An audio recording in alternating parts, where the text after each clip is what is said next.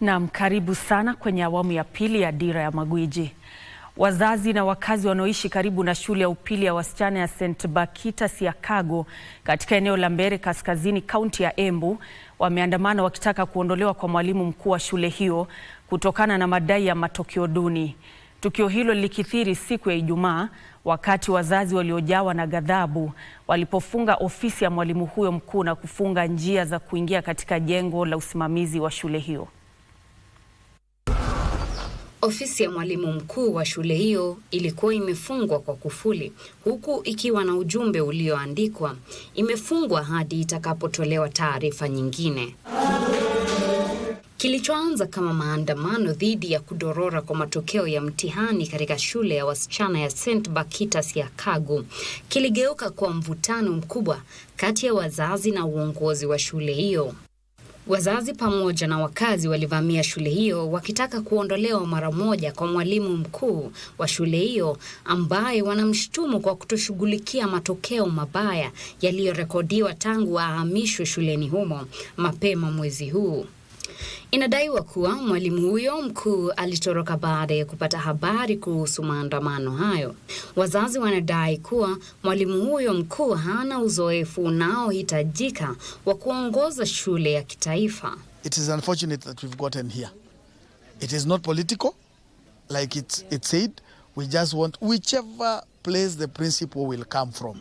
Whether anatoka Kisumu, anatoka Nakuru, whichever place principal atatoka, tuletoe principal ambaye ana perform. Vile mwalimu huyu amekuja, standard yake haijafika kiwango ya national. Tuletoe mwalimu, hatutaki kujua ni wa kutoka wapi, as long as the performance yake iko sawa.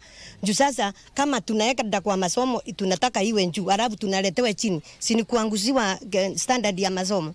Mbunge wa Mbere Kaskazini Leonard Wamuthende pia alizungumzia suala hilo akisema aliandikia tume ya kuajiri walimu barua akitaka mwalimu huyo mkuu aondolewe, lakini bado hajapata majibu. I've actually told TSC to look for someone the deputy principal can be acting. In fact, if there is a principal who can achieve a mean above 8, we don't care from where or from who. Let them come and take over this school, but we cannot be having a mean score of 8 and then we get a principal who is averaging around 5.5.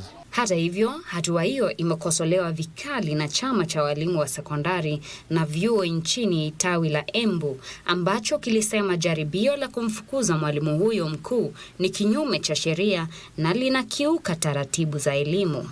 Jukumu la kuwapeleka walimu, kuwaajiri na kuwahamisha kutoka shule moja hadi nyingine, hilo ni jukumu la tume la usimamizi wa walimu TSC.